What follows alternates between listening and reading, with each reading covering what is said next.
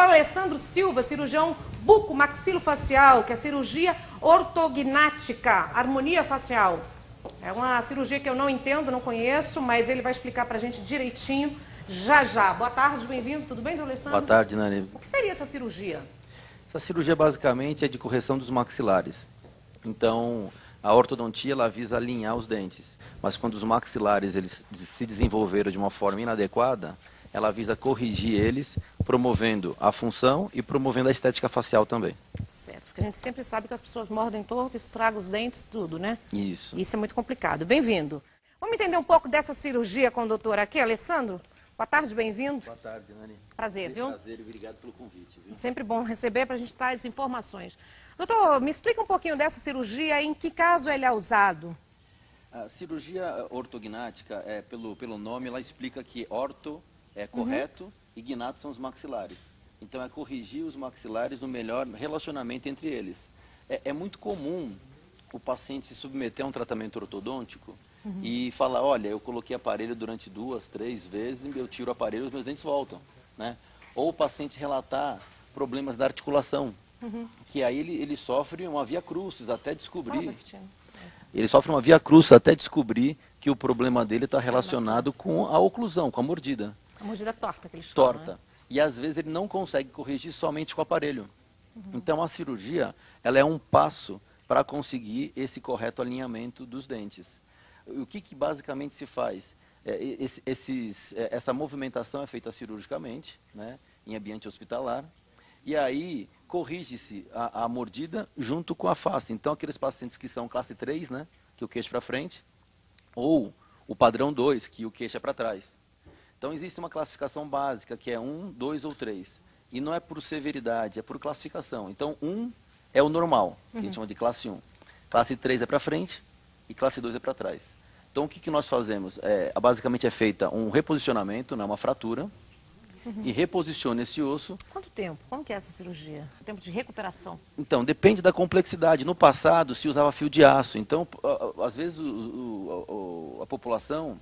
Os leigos acham, mas fica 40 dias amarrado. Isso não existe mais, desde a década de 80. Hoje se fixa com placa e parafuso de titânio, então o paciente sai praticamente comendo da cirurgia, né? Óbvio que não tudo que ele quer, mas tem um processo. É feito um preparo para esse paciente. Então ele faz uma ortodontia prévia, então ele prepara esses dentes para submeter à cirurgia, né? E aí... o que muda na vida desse paciente e quais as outras doenças que pode causar? Que pode, quando você está com essa mordida errada, com o problema no maxilar, que pode gerir? Pode ter dor de cabeça, pode ter bruxismo, o que mais pode acontecer? Pode. Na verdade, quando esses dentes estão mal alinhados, o que acontece é que fatalmente ele vai ter uma sobrecarga em alguns dentes. Então o mais comum, desgaste, né, também. O mais comum de acontecer é ter fratura de dente, perda de dente, desgaste deles. Então ele vai perdendo ao longo da vida os dentes, por mais que ele higienize, por mais que ele cuide, porque está em sobrecarga. E se ele não perder os dentes, ele vai ter um problema articular. E aí é pior. Porque, veja, o paciente pode pensar, não, eu perco os dentes, não tem problema, eu coloco implante. Vai perder o implante também. Porque está em sobrecarga, não importa. E se ele tiver um problema da articulação... Dá deslocamento também? Então as pessoas que deslocam, falam que é queixo caído, que na verdade é quando desloca. Que aí é um problema crônico degenerativo. Então ele começa a ter uma degeneração da articulação. Em alguns pacientes, essa degeneração é tão grande que ele tem que substituir essa articulação por titânio. Que nem as próteses que tem de quadril e de joelho, também tem dessa articulação. Maravilha. Baiana, tem perguntas? O telefone está liberado, viu, gente? 2578-6000. Pode ligar à vontade para esclarecer alguma dúvida. A pergunta do Humberto, ele fala o seguinte: doutor, a mordida torta pode ser causada pelo siso? Olha, existe uma divergência na literatura, né?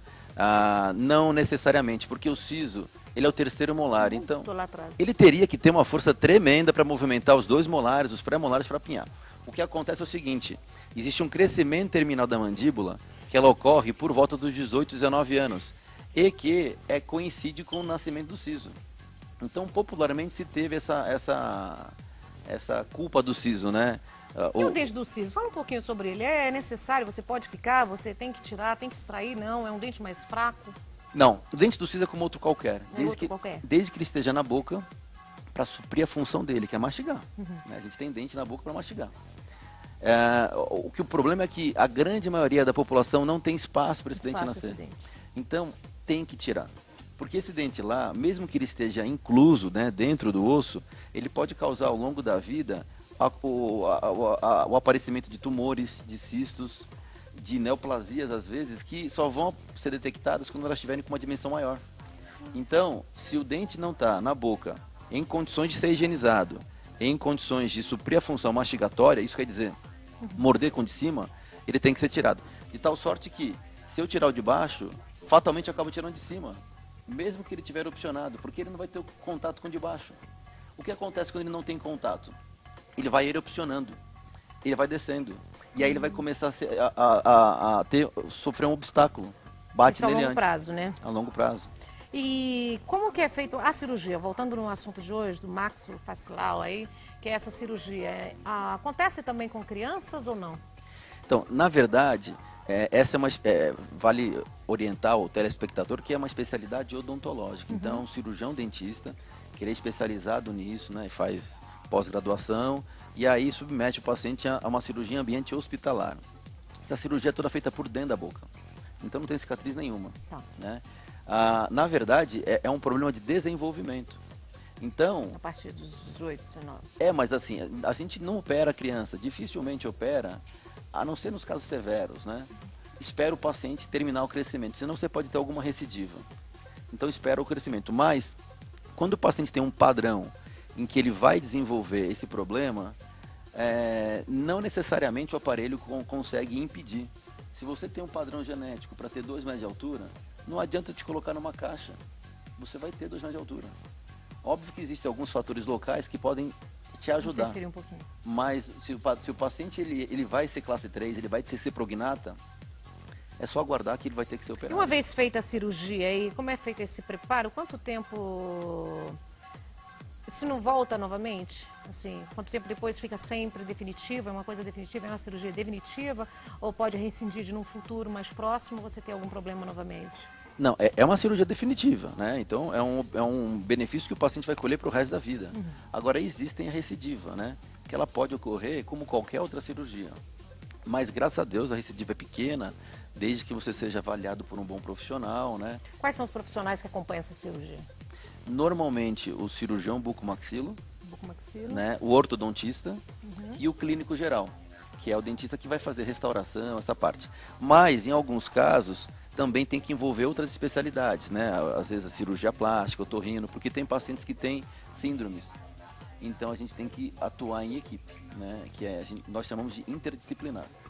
Certo, me diga uma coisa, existe alguma prevenção também para que isso não aconteça desde a infância? Quando você começa a perceber que a criança já está com algum problema no maxilar, que ela morde torto, Existem o alguns... ranger dos dentes, o bruxismo interfere, algum sinal ou não? Tem algum alerta?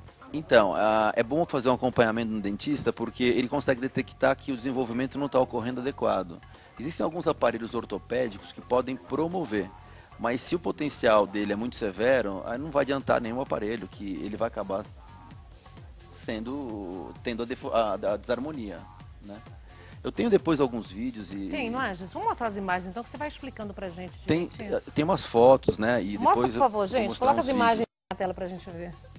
Então, esse é um vídeo que é o planejamento que se faz hoje em dia. Então, hoje nós conseguimos fazer um planejamento em 3D no computador. Então, eu faço uma tomografia do paciente e na tomografia é feita a cirurgia.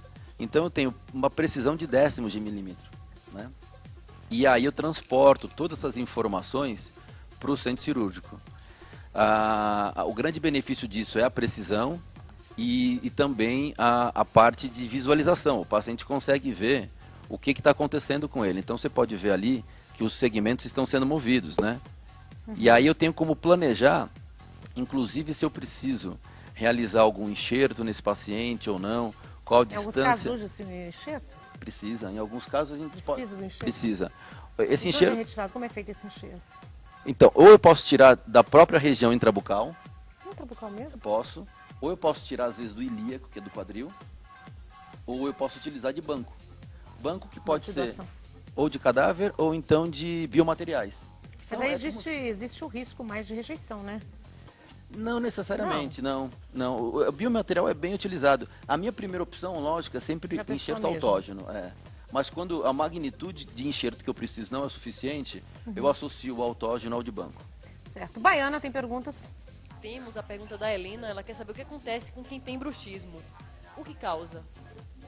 Nervoso, estresse, tudo, né? O bruxismo hoje em dia é ainda mais... Bruxismo é o ranger dos dentes, viu, gente? É que as pessoas dão esse...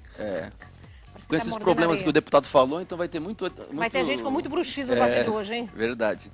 Mas o bruxismo, ele é multifatorial. Então, um dos problemas é o estresse, né, que está intimamente relacionado, e o outro é a interferência oclusal. Então, o que é interferência oclusal? Se o paciente tem um dente torto, qual que é a tendência do organismo? É procurar equilíbrio. Tentar equilibrar. Então, ela vai movimentar os dentes para poder ter um melhor equilíbrio. Durante o sono, o indivíduo acaba relaxando e a mandíbula vai para trás. E se ele tiver algum contato prematuro de algum dente, ele vai identificar aquilo e vai começar a querer desgastar. E aí ele desenvolve o vício. E aí ele permanece. Isso sempre fazendo, né? Sempre E o bruxismo é uma coisa chata que desde pequenininho as crianças têm. Mas antes eu vou te dar um recado aqui, ó. Ô, doutor Alessandro, tem perguntas para você na internet, né, Baiana?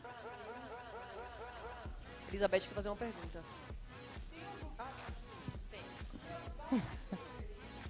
Nesse tipo de cirurgia, no pós, aliás, um pós-cirúrgico na mastigação, no tipo de alimento a ser ingerido? Com certeza. O paciente ele é orientado que ele vai ter que ter uma dieta restrita no começo, né? Então, inclusive atividade esportiva. Então, na primeira semana, basicamente só líquido. Aí depois da segunda semana, acaba até a terceira, pastoso. Tudo que ele conseguir cortar com garfo, ele vai se alimentando, né? E depois que ele tiver com 1 mês e meio, ele já consegue introduzir algumas carnes, né? Tipo carne moída. Agora, com 3 meses, ele pode comer bife. Eu falo que depois de 6 a 9 meses, ele pode lutar Muay Thai.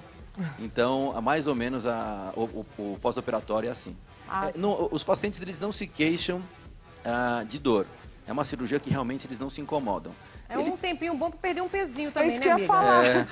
Vai entrar no acho que eu tô pensando, né? Tudo mastigadinho. Quando eu fiz cirurgia. Já ganhou, já perde um pezinho, né? É que acaba não perdendo tanto, né? Porque... Perde um pouquinho. Toma uma lata inteira de leite condensado, não vai perder nada, né? Não, mas não vai tomar leite condensado nessa época, né? Doutor, agora resumindo o nosso assunto, o tema é muito interessante, é muito importante, mas eu queria saber se o plano de saúde cobre este tratamento. Porque o nosso país é impressionante. O doutor Arnaldo Faria de Sá, é brincadeira esse plano de saúde também, gente. Quando a gente precisa, a gente paga, né, anos e anos e anos. O dia que você precisa, eles complicam a sua vida. Cobre esse tratamento? Cobre. E é importante todo mundo ter noção disso. Foi uma pergunta pertinente, Nani, porque é obrigação dos planos de saúde cobrir. Porque não é estética, né, gente? Não, é funcional. Essa é uma cirurgia funcional. Então, existe um rol de procedimentos que é previsto pela ANS, em que essa cirurgia ortognática, ela está nesse rol. Então, a cobertura do hospital, né, da internação, da utilização dos materiais, de tudo isso é obrigação do plano de saúde. Aí cabe ao paciente escolher o profissional que quer tratá-lo. Dependendo do plano de saúde... Os profissionais estão atendendo os planos, né? Porque ultimamente também os médicos não estão atendendo mais pelo plano. Impressionante, né, gente? É porque é proibitivo que eles pagam hoje em dia. Pagam muito pouco pelos médicos, né? Mas existem planos que são por reembolso. E as seguradoras, né? Seguradoras, e assim, esses planos às vezes contemplam o reembolso total dos honorários profissionais. Mas são planos muito altos que nem todo mundo, nem toda a realidade da população nossa, né? Infelizmente. O paciente ele tem que escolher um profissional da sua confiança e ver. Essa cirurgia hoje em dia ela é muito mais próxima da realidade do que os pacientes imaginam. Graças a Deus. Queria muito agradecer o senhor por ter vindo aqui. E queria que você deixasse algum site, alguma rede social, algum contato para as pessoas que estão em casa. Eu tenho um telefone do meu consultório, né, aqui em São Paulo, que é 3078-8264, e o meu site é www.alessandrosilva.com.br. Quem tiver alguma dúvida pode mandar no e-mail contato@alessandrosilva.com.br e eu vou ter o maior prazer em poder estar esclarecendo. Obrigada, viu? De nada. Volte mais vezes. Fica comigo que agora eu vou dar um recado para todo mundo que está aí em casa, hein, gente?